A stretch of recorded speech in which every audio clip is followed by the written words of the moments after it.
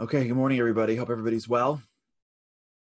I hope my sound is good today. For those of you who are joining us for the first time this weekend, yesterday we had a little bit of technical difficulties.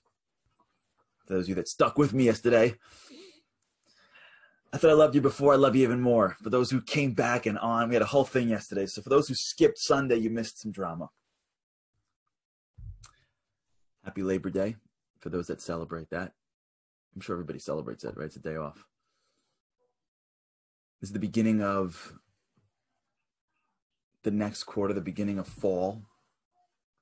Very much around the world, there's like this sense, there's this nostalgia. I used to hate this day because I used to always feel like this is like the end of like summer. But if you think about it, summer almost felt like the vacation of your life, right? Like the year, then there's the summer. It always felt off to me that you need to take a vacation from your daily life. Like as if something was not pleasurable enough with life in general. So I had to take a vacation from it. And now I have to get back to life, you know? It took me a while to hear this from somebody, but there was one client that we used to work with who used to tell me that we still work with him, but we used to tell what he told me a while ago. He told me that growing up, his father would always say, "Can't wait for the weekend to be over." He loved his family, but he loved what he did. It's so important in life that we don't have periods where we're excited to disconnect from life. And when we get back into life, there's like a sense of like, oh, there needs to be a excitement for life, an excitement for what I'm about to engage in. That's what we're going to talk about today. This Labor Day feeling is not supposed to be like, oh, like I remember, especially when I was working at these big firms, like Memorial Day was like a dream. July 4th was like the beginning of summer, and Labor Day was like, forget about it. People came in post Labor Day. It was like they were in like a funk, and they didn't get out of it until like, Thanksgiving, because that was the beginning of the next vacation. We can't live our lives from vacation to vacation. We can't live our lives from TGIF to TGIF. We have to live our lives excited for the game. Excited for the game. So we've been talking about this idea of not being able to allow ourselves to get stuck in the mind of somebody else. Now, one of the questions that I'm keeping on getting, which is a great question, which is the participation of other people, right? All of what we're talking about sort of presupposes that when you become bigger, when you stop trying to guess what's in someone's head, when you start going above it, it's going to have an impact, right? And we do things because I'll be bigger. But what we're really saying is, I'll be bigger for a little bit until then you get up too. Right? I want to make sure like we can like split this hair here. The solution to most of our problems is not to engage in the battle. If you remember last week, we spoke about like the ropes that come around you in the boxing ring. The solution to most of our issues is not to engage in the battle. If you've been married for more than like 5 years, usually it takes around that time to fully get it. You learn that if you're in an argument with your spouse, even if you're right, you lose. Arguments usually end up in a loss. Even the party that wins loses. At some point, you got to figure out how to resolve differences without fighting. I don't mean in a argument like in a normal argument, like in a fight. Even if you're right in a fight with your kid, if you do that consistently, you lose because your kid wakes up one morning and then leaves. You could be right all you want. They're out the door. They ain't coming back. So you can check off everything you did that was right. Don't matter. You lose. Not really, but you lose. It's complicated with parenting, so I get it. But it's complicated. But that's what the real is. That's what the reality is, to navigate around recognition that the way to many of our crises is above it. If you ever want to see a proof of that, just look at America today, 2020. Just go take a look at the country where it is right now, 2020. And you see people just yelling at each other. There are people that divorce each other because they vote for different parties. There are people in families that if you say you're voting for one person, that's it. It's like game over. The inability to see somebody else with a different opinion as still a human being, etc., etc. Now it's just like it is descended into like almost political chaos. And it is because we have allowed ourselves to slip into the fight and no one is like rose above it. And then when crisis comes for a few minutes, we rise above it. And then like as it slows down a little bit, we get back to normal. But when I talk about being bigger, there's a trap to being bigger. And here's the trap. The trap is we don't really want to be bigger. We want to still be right. So we say we'll be bigger, knowing that that's just a technique to get the other person even to be bigger, right? So I'll be the bigger one with my marriage, with my children, with my friends, with my family. And as soon as I ascend to a higher position, I don't take the bait. I don't guess what's in your head. I bring my light into the conversation, unadulterated and unconditional. What I'm really thinking is, I did it. Like, when is he going to do it? When are they going to do it? Right? I got it. I got to be the role model. I heard that. I don't remember if that was yesterday or 2 days ago, but I got to be the role model. I'm the role model. I'm doing it. And as soon as you do it, a day, 2 days, a week, a month, you're like, where is everybody? And at that point, what gets revealed is that you're not really being bigger to be bigger. You're being bigger as a technique to elevate the relationship, which is totally fine. But it's just flawed because you're missing a key element to how it works. L'chaim, to those of you that are still engaged in the coffee. For those of you who never stop with the coffee, I hear you. So let's go a little bit deeper now. Let's understand this in a little bit of a deeper way. The Talmud teaches us that every person is born individually, even twins and triplets. Each one comes out individually. Because in a way, each human being is a world unto themselves.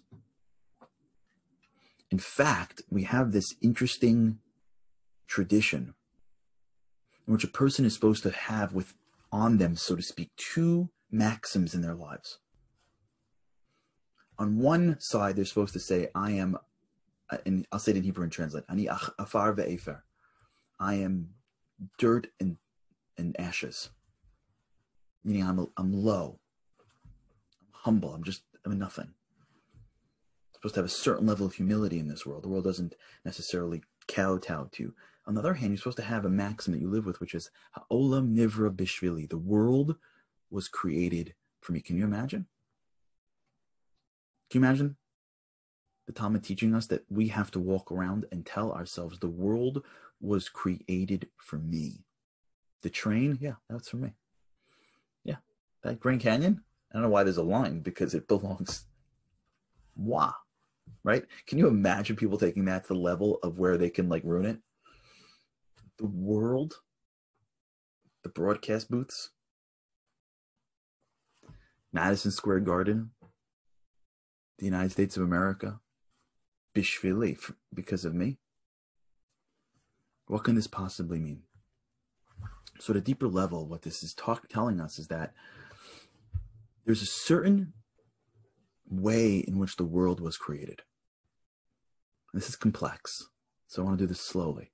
And I want us to like digest it. I don't want to say it and then we like either get it or don't get it. I want to say it and I want to like sip it. Because as you start to get this, we start to see the world a little bit in a different perspective. And this is like, in my opinion, real prep for Rosh Hashanah. Because on Rosh Hashanah, the world gets recreated. The world was created for me means, or can mean, that as far as I am concerned, everything that I experience in the world was delivered custom for me. Meaning, I have, if you can almost picture it, a perspective that is like virtual reality. It's not real. It's It's real only for me.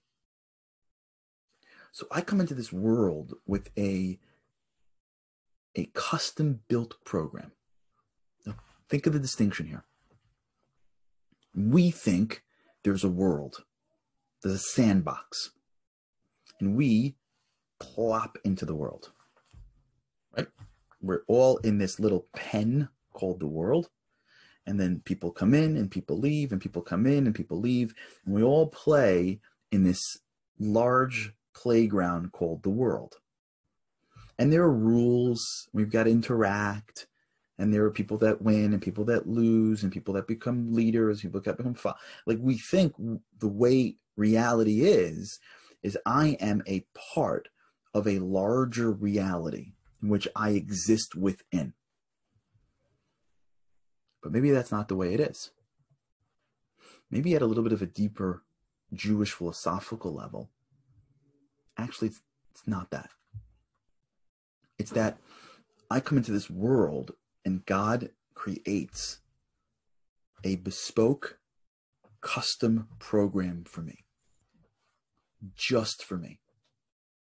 That means I've got a soul, and the soul comes down into the playground called the world, and the soul is engaged in a virtual reality game called life. And that game called life has different properties for each person. I come down with this type of soul, given this type of family, put in this type of environment. I am shown certain things.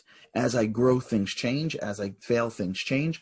Every day that I wake up, there is a new set of circumstances that are placed before me to enable me to accomplish my purpose for being on this world. And this is like deep spiritual, philosophical stuff, but I want to like unpack it. And it's very non-Western.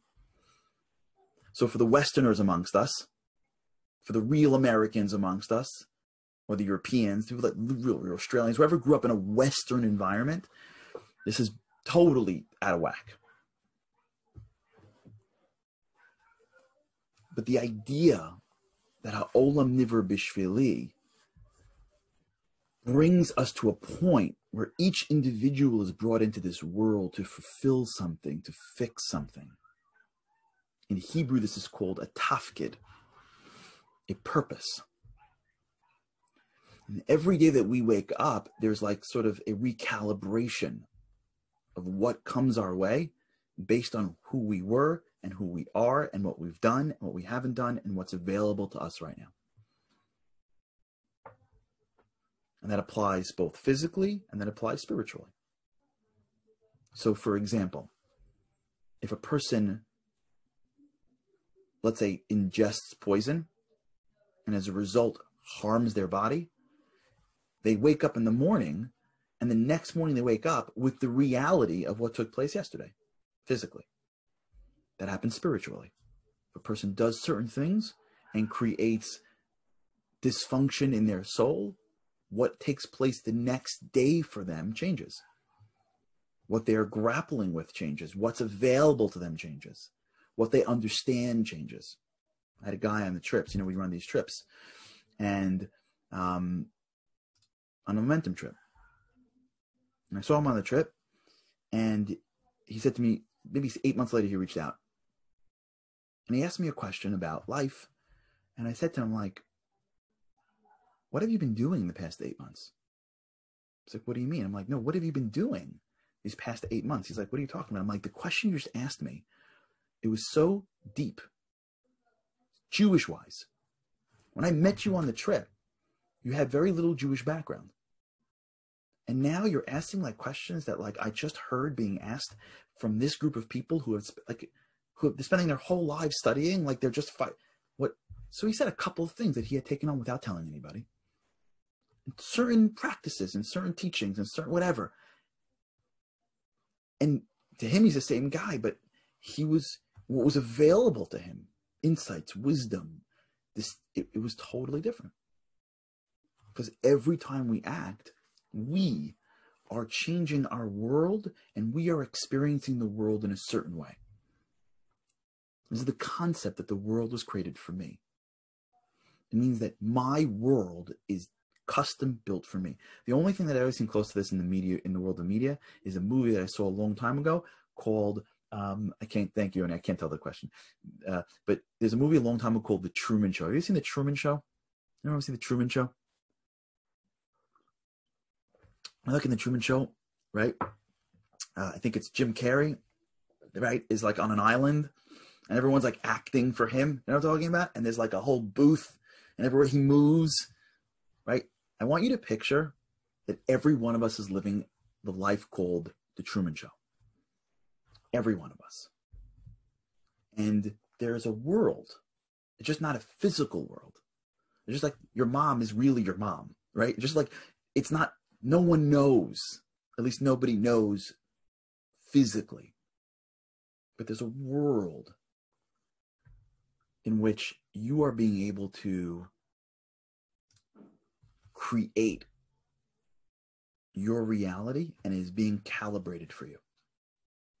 That's why when we think through our lives, there's a certain purpose to everything. There's no such thing that someone comes down and they stumble and it's unfair. There's a purpose to what they were doing. There's a continuum to their soul that exists pre and post their life here. This is like Jewish philosophical stuff. But why is it so critical for? And we'll end with this, but we'll continue it. Because as we understand this, it begins the process of enabling us to see the world very differently. This is like a new chapter of what we're talking about that really begins to give us an insight of what we're doing every day.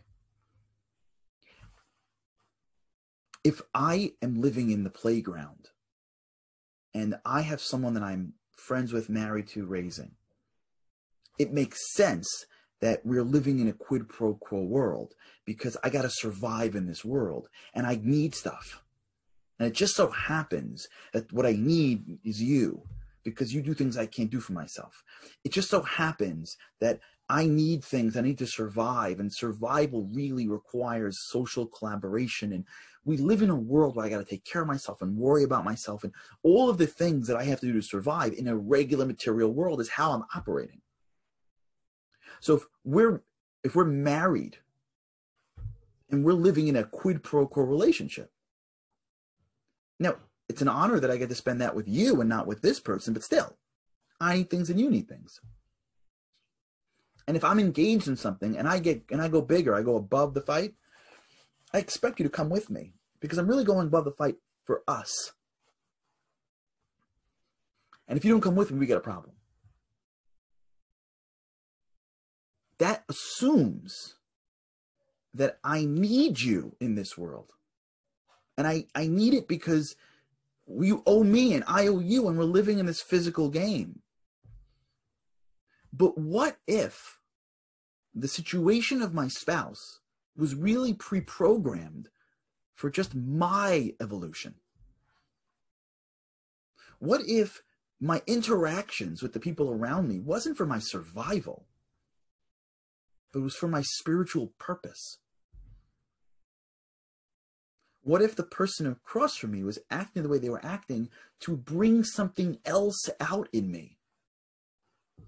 Something that I have to work harder to get out. So what if being bigger wasn't a technique to get you to raise yourself? What if being bigger was my job in this world? My job is to be bigger. Whether you come along for it is the gravy. But the meat is me. What I got to do. Who I have to become. Who you have to become is a different story. Do I want this? Of course I want this. Do I want you to come up? Of course I want to come up. Do I want to have a wonderful, amazing relationship? Yes, of course I want that. But what if my domain of action really is how I react, regardless of how you respond? Now we're getting close to this whole concept of ha'olam nivra bishvili. There's a certain game of life. And that game of life really is that we're playing against ourselves. People think that life is a contact sport. It's not. It's more like golf. You're playing against yourself. How does that work? What does that mean? How does that help? Well, with God's help, we'll talk about it. Just think about this a little bit today. Just begin the process of considering that I am living in a virtual reality without making yourself crazy about it, in which everything that comes my way is coming my way to make me greater. It's complicated. It's hard. All right, we'll get there. Have an awesome day with God's help. I cannot wait to see you again tomorrow.